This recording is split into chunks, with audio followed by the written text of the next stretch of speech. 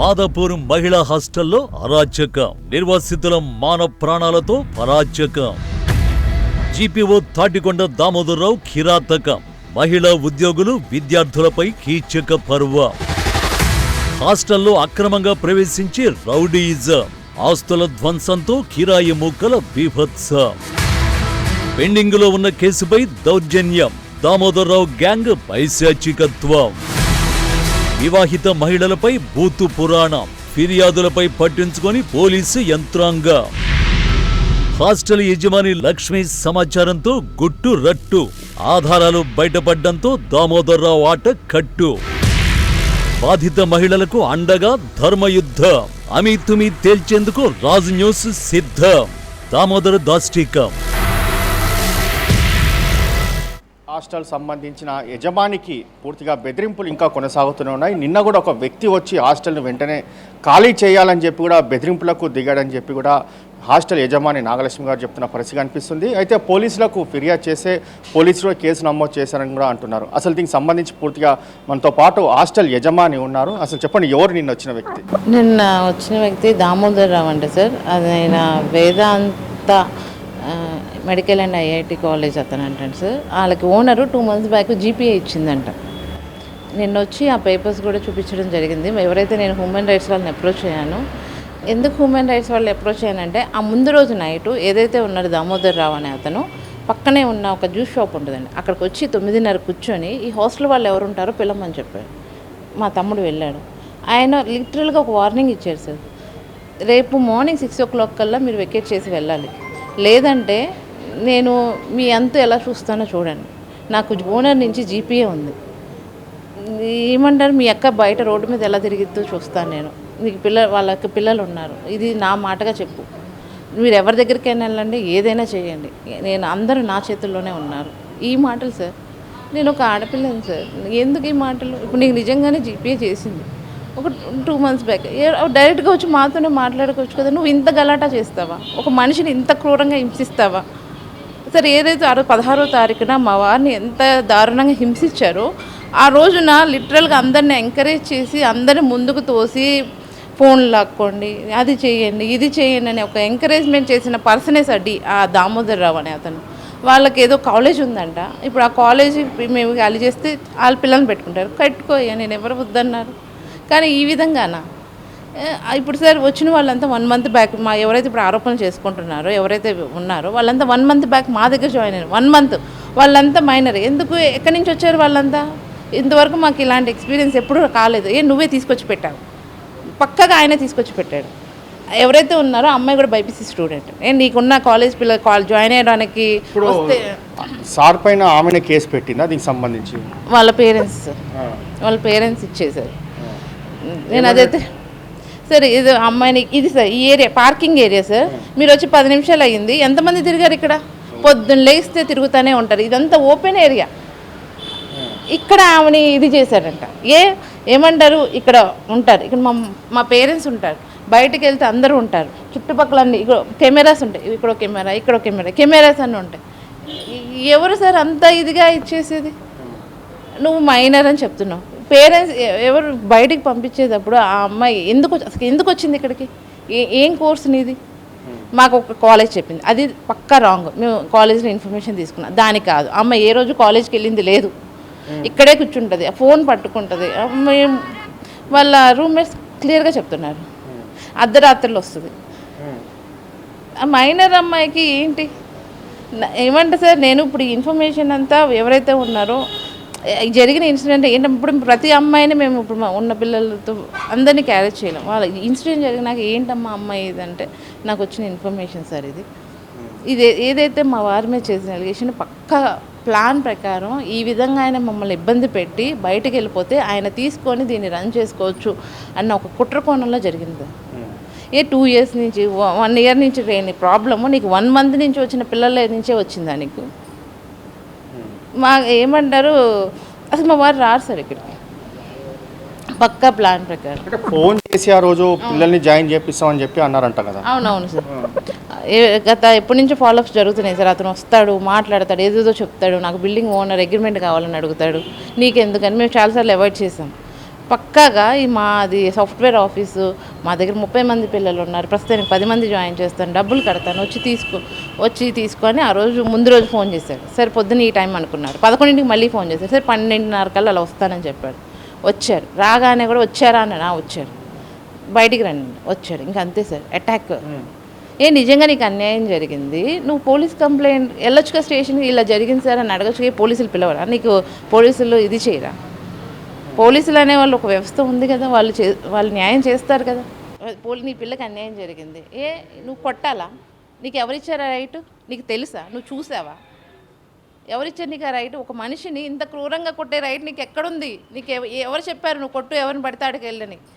అది దామోదర్ నీకేంటి రైట్? అసలు నువ్వు ఎందుకున్నావు ఇక్కడ? నీకేంటి సంబంధం? అంటే 2 నెలల క్రితం జీపీఏ చేస్తే ఈరోజు నీకు ఏమంటే ఆ రోజు ప్రాబ్లం అయిన రోజు నీకు ఎవరైనా ఫోన్ చేశారా? నీకేంటి సంబంధం? అసలు నువ్వెవరు? నువ్వు ఎందుకున్నావు ఇక్కడ? అంటే ఈ యొక్క బిల్డింగ్ యజమాని వెంకటరామని అని చెప్పి అంటున్నారు, అసలు ఆమె ప్రమేయం ఏముంది అసలు ఈ కేసు? ఇప్పుడు ఆయన డాక్టర్ ఏదో సంథింగ్, ఆమె కూడా అదే ఫీల్డ్లో ఉంది, వీళ్ళు ఉండేది కూడా ఒకటే దగ్గర అయి ఉండొచ్చు. అట్లా కాంటాక్ట్ అయ్యారు సార్. వాళ్ళకి ఇప్పుడు కాలేజ్ కావాలి, ఎవరు ఏంటని కనుక్కున్నారు, అట్లా కాంటాక్ట్ అయ్యి ఉండొచ్చు. అది ఆయన ఏమంటారు, ఒక క్రూరమైన ఆలోచన దీనికి గట్టిని బట్టి అర్థమవుతుంది సార్. మరి ఎలా కాలేజెస్ పంపిస్తున్నారో, ఎలా పిల్లల్ని ముందు తీసుకెళ్తున్నారు నాకైతే అర్థం కావట్లేదు. అంటే మీరు కూడా పోలీస్ స్టేషన్లో కేసు పెట్టారంటారు, దాని మీద ఇన్వెస్టిగేషన్ ఎంతవరకు వచ్చింది? చేస్తున్నారు సార్, చేస్తూనే ఉంటారు. ఇప్పుడు అమ్మాయి ఆరోపణలు చేసింది కాబట్టి మా ఆయన ఇది చేస్తారు. ఇప్పుడు మా పిల్లలు ఉంటారు 100 మంది, నేను తీసుకొచ్చి సార్ ఇలాంటి వాళ్ళు చెప్తారు, మరి ఏం చేస్తారు మీరు? ఇప్పుడు ఒక 1 మందికి వచ్చి కావాలని ఆరోపణలు చేశాను నేను అంటున్నాను, నీ దగ్గర ఏముంది ఎవిడెన్స్ది? ఇప్పుడు నేను అంటున్నా వాళ్ళు పక్కా ఫ్రాడు, పక్కా వచ్చి కావాలని వాళ్ళు ఉంచడానికే పక్కా ప్లాన్గా ఒక 4 5 తీసుకొచ్చి ఇక్కడ పెట్టారు. వాళ్ళ డీటెయిల్స్ అన్నీ నా దగ్గర ఉందని, నేను ఎవరికి ఇమ్మన్నా వాళ్ళకి ఇస్తాను, పక్కా ప్లాన్గా తీసుకొచ్చారు. మిగతా అమ్మాయిలతో నేను తెప్పిస్తాను. మిగతా ఉన్న పిల్లలు ఉంటారు కదా, అన్న ఎలాంటి వాళ్ళు వాళ్ళకి తెలిసిద్ది కదా, వాళ్ళది కూడా తీసుకోవాలి కదా మీరు. ఎలాంటి పర్సన్ ఎప్పుడైనా ఇలాంటివి అయినా అసలు ఇలాంటివి ఏమన్నా ఉంటే, నీకు అమ్మాయి జాయిన్ అయ్యింది 14వ తారీఖు 7వ తారీఖు, ఏదో ఒక ఫస్ట్ ఇన్సిడెంట్స్ ఏదో 22వ తారీఖు సంథింగ్ కూడా చెప్తున్నారు. నీకు 22వ తారీఖు లాస్ట్ మంత్ జూలై 22వ తారీఖు నుంచి 16/8వ తారీఖు వరకు నువ్వేం చేస్తున్నావు? ఏం చేస్తున్నావు నువ్వు? అప్పుడు నీకు తెలియదు అవి పేరెంట్స్ చెప్పుకోవడం. సరే అయిపోయిన తర్వాత ఒక రోజు చెప్పారు, ఆ రోజు నుంచి అయినా సరే ఈ రోజు వరకు ఏం చేస్తున్నారు? అంటే పక్కాగా ఒక ప్లాన్ ప్రకారం ఇప్పుడు ఎవరైతే కొత్తగా జాయిన్ అయిన వాళ్ళు ఉన్నారో వాళ్ళు మళ్ళీ ఇది అంటే వాళ్ళకి కరెక్ట్గా డేట్ అండ్ టైం కావాలి, అందుకు సీసీటీవీ ఫుటేజ్ కావాలని నన్ను అడిగారు. ఏమో చెప్పమ్మా టైము, నేను నీకు తీసి ఎక్కడ పోయిందని చూసి చెప్తా అంటే, అలా కాదంట. వాళ్ళకి ఆ రోజు నుంచి ఆ రోజు వరకు ఫుటేజ్ చూపించాలంట. అంత టైం మేము ఏమంటారు, ఒక 1 అవర్ అనుకోండి, నేను ఎంత కూడా టైం స్పెండ్ చేసి నేను చూపిస్తాను. ఆమె అడిగిన టైం అంతా నేను ఎక్కడ చూపించేది? టెక్నీషియన్ వస్తాడమ్మా, అతనికి పే చేయండి, అతను చూపిస్తాడు మీకు. నేను టెక్నీషియన్ కూడా కాల్ చేశారు సార్, మా వారు మాట్లాడారు, నేను మాట్లాడాను, అవి కూడా మా దగ్గర ఉన్నాయి. ఏమంటే అతను కొంచెం అవుట్ ఆఫ్ స్టేషన్ అని, అది అతను అమ్మాయి కూడా అదే చెప్పాను, అమ్మ కొంచెం టైం పట్టిద్దిలేమ్మా, అతను వచ్చినాక నీకు చెప్తాను వస్తాడు. అతను రాలేదు, ఎందుకంటే టెక్నీషియన్ కావాలంటే నేను ఓపెన్ చేసి అమ్మాయికి ఇవ్వచ్చు, కానీ నేను ఆ పాస్వర్డ్ మర్చిపోయాను. ఎందుకంటే మా ఫోన్లో ఉంటే ఎవరైనా అడిగినా సరే నేను ఏమన్నా చూసేసి పంపించేస్తాను. కానీ పర్టికులర్గా ఈ అమ్మాయి డౌట్ఫుల్గా అడిగింది సార్. ఆ రోజు మాకు డౌట్ వచ్చింది. ఆ విషయం మీద మాకు ఏంటి హెరాస్ చేస్తున్నాం అంటే, ఏంటి సీసీటీవీ ఫుటేజ్ ఇవ్వకపోతే హెరాస్మెంట్ ఏముంటుంది సార్? హెరాస్ చేస్తున్నారంట. ఏమంటారు అలా. ఇంకో టైప్ ఆఫ్ క్యాండిడేట్స్ ఇంకో 2 ఉన్నారు సార్, వాళ్ళు కూడా సేమ్. నేను వాళ్ళ మీద అయితే 100కి కూడా కాల్ చేశాను. పెండింగ్ ఉన్నది ఏమంటారు, వాళ్ళు అంతే. కొంతమంది స్టూడెంట్స్ ఉంటారు, మన స్టూడెంట్స్ అంటే మేము కొంచెం టైం ఇస్తాము, జాయిన్ అయ్యేటప్పుడు మొత్తం తీసుకోము, కొంచెం టైం ఇస్తారు. పెండింగ్ ఉంది కట్టమంటే కడతాలే. ఒక రకమైన ఏమంటారు నిమిషాల్లో ఒక లాయర్ని తీసుకొచ్చేసి ఏంటి ఆడపిల్లని ఏంటి నువ్వు ఏం చేస్తున్నావు, ఈ టైప్ ఆఫ్ మ్యాటర్. అప్పుడు ఇక్కడ మా వాళ్ళు మేము ఇక్కడ ఉంటారు, ఇప్పుడు నేనే ఉంటాను. నేను మా 100కి కాల్ చేశాను, 100 సైరన్ ఎక్కడ వినిపించిందో వెళ్ళిపోయారు. ఇంకా ఆ రోజు నుంచి ఒకసారి వచ్చారు, వెళ్ళిపోయారు. అంటే ఏమంటారు, వీళ్ళవన్నీ అన్యూజువల్ థింగ్స్ అనమాట, అన్యూజువల్గా యాక్టివిటీస్ వాళ్ళవన్నీ. సో మేబీ వాళ్ళే అయి ఉండొచ్చు. ఇప్పుడు సూర్యప్రకాష్ ఎక్కడున్నారు దీనికి సంబంధించి? సత్యప్రకాష్ ఆయన విచారణ కోసం తీసుకెళ్ళారు సార్, ఇచ్చేసారు. అంటే ఈ ప్రెసిడెంట్ అయితే ఆయన్ని అరెస్ట్ చేశారు సార్. మేము ఏమంటారు, ఇది ఇలాంటి కేసు ఇలా చేస్తేనే అలా చేస్తారు, ఆయన పక్కకి వెళ్తారు. ఇప్పుడు నేను ఒక్కదాన్ని ఉన్నా, ఇప్పుడు నా టార్గెట్ గత 4 రోజుల నుంచి ఎవరెవరో ఫోన్లు చేస్తారు, వెళ్తావా వెళ్ళవా, నీ అంత చూస్తా, ఇంతే మాటలు. డిలీట్ చేసాడు, మెసేజ్ పెట్టడం డిలీట్ చేశాడు, మెసేజ్ పెట్టడం డిలీట్ చేశాడు, కాల్ తిరిగి చేస్తే చేయరు.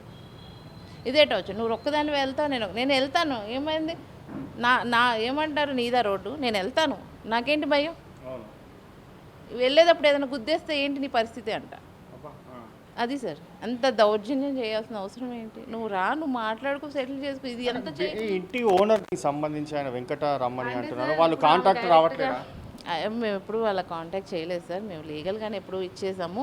కాకపోతే ఒక 2 months బ్యాక్ కూడా మా వారు వెళ్ళి కాంటాక్ట్ అయ్యి ఇవన్నీ వద్దు ఇష్యూస్ అని కూడా వాళ్ళతో మాట్లాడడం జరిగింది. కానీ ఆమె ఏం పోస్ట్కు మాకు రెస్పాండ్ అవ్వలేదు. ఈ నేపథ్యంలోనే అతను ఎంటర్ అవ్వడం, నాకు జీపీఏ ఉందనడం, నిన్న వచ్చి గలాట చేయడం, ఒక 40 మందిని నిన్నే మొన్న నైటు మా తమ్ముడికి మాకు ఇచ్చారు, ఆ నెక్స్ట్ డే మార్నింగే రెడీ అయిపోయారు. నేను భయం వేసి హ్యూమన్ రైట్స్ని అప్రోచ్ అవ్వడం జరిగింది. అప్పుడే 100కి డైల్ చేయడం. సెక్యూరిటీ పరంగా మళ్ళీ పోలీసులకి కంప్లైంట్ ఇవ్వడం కానీ పోలీస్ సంబంధించి ఇప్పుడు ఇస్తాను. నాకు అతని నుంచి థ్రెట్ ఉంది, నన్ను భయపిస్తున్నాడు, నన్ను బలవంతంగా బయట చేస్తున్నాడు, నా పిల్లల పేర్లు కూడా వాడాడు. నేను ఇస్తాను. అంటే ఏమని చెప్పి పిల్లలు, అదే నువ్వు ఒక్కదానే ఉన్నావు, నీ పిల్లలు ఉన్నారు నీకు తోడుగా, చూసుకో, ఎంతవరకు చూసుకుంటావు అంతే సార్. ఏమని? అదే సార్, ఇప్పుడు ఎవరున్నారు నీతో ఎవరున్నారు, మీరు ఎక్కడికైనా వెళ్ళండి, నేనంటే చూపిస్తాను మీకు, ఈ విధంగా సార్. ఇప్పుడు లీగల్గా కోర్టుకు సంబంధించి ఇప్పుడు కోర్టుల కేసుకు సంబంధించి నడుస్తున్నాయి సార్, ప్రజెంట్ హీరింగ్స్ నడుస్తున్నాయి. ఇప్పుడు ఏదైనా ఇప్పుడు మనం ఒక ఆరోపణ చేస్తాము, అది తప్పు రైటో వాళ్ళు చేస్తారు, వాళ్ళు ఒకటి చేస్తారు, తప్పు రైటో తెలుస్తుంది. ఇది లీగల్గా ఇప్పుడు లీగల్ కోర్టు డెసిషన్ వస్తే ఎవరైనా హానర్ చేస్తారు.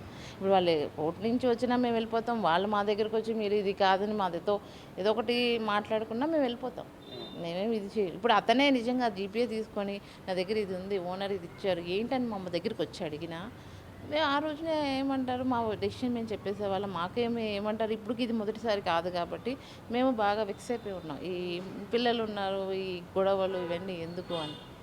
ఆ రోజునే తను అలా వచ్చినా చేసింది. కానీ ఈ విధంగా చేయడం, నాకు ఈ విషయంలో అయితే అన్యాయం జరిగింది సార్.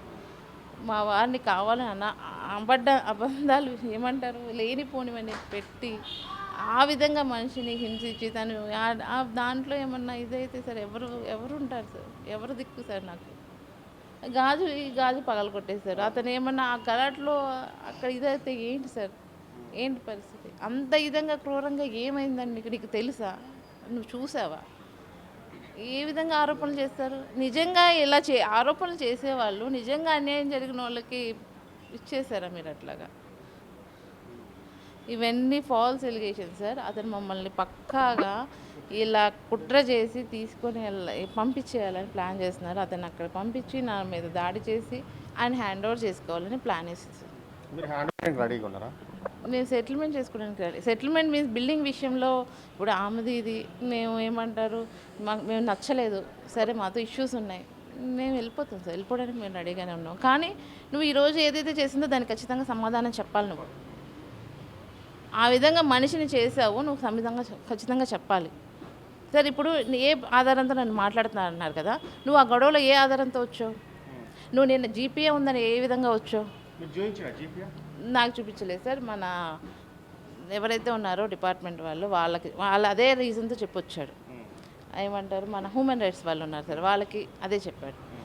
మీడియా పరంగా ఏమంటారు, కొంత మీడియా వచ్చారు సార్, వాళ్ళకి చెప్పాడు 2 months బ్యాక్ జీపీఏ వచ్చిందని చెప్పాడు. నువ్వు 2 months బ్యాక్ జీపీఏ వచ్చింది కాబట్టి మేము ఇక్కడ ఉన్నాం కాబట్టి వీళ్ళని పంపించేస్తే నువ్వు ఎంటర్ అవ్వచ్చు అని ప్లాన్ చేసావు. మామూలుగా చెప్తే వినరని నువ్వు ఈ విధంగా చేస్తావా? ఈ విధంగా మనిషి మీద అబండాలు చేస్తావా? ఎంతవరకు ఇది న్యాయం? మేము సామాన్యులు ఏం చేసినా ఇది అవుతారనే కదా. ఇప్పుడు నాకు న్యాయం కావాలి. మా వారి మీద వేసింది పక్కా ఫాల్స్ కేసు. వాళ్ళు ఏదైతే ఇచ్చి పెట్టారో అవన్నీ ఏమంటారు, ఫాల్స్ ఎలిగేషన్స్. మీకు ఏ ప్రూఫ్ ఉంది? మీకు ఏ ఇదితో చేసుకుంటున్నారు? ఎవరైతే వాళ్ళు ఉన్నారో వాళ్ళంతా ఒకటే బ్యాచ్ సంబంధించిన వాళ్ళు. మొత్తానికైతే ఈ యొక్క హాస్టల్ పైన పూర్తిగా పథకం ప్రకారమే దాడి చేశారు. మనం దాడిలో సంబంధించిన చూస్తే ఇక్కడ గాజుకు సంబంధించి కూడా పూర్తిగా గ్లాస్ పలిగిపోయిన పరిస్థితి చూస్తున్నాము. సూర్యప్రకాష్ని ఇక్కడనే పూర్తిగా విచక్షణ రహితంగా దాడి చేశారని చెప్పి కూడా ప్రధానంగా దీనికి సంబంధించి హాస్టల్ యజమాని నాగలక్ష్మి కూడా చెప్తున్న పరిస్థితి కనిపిస్తుంది.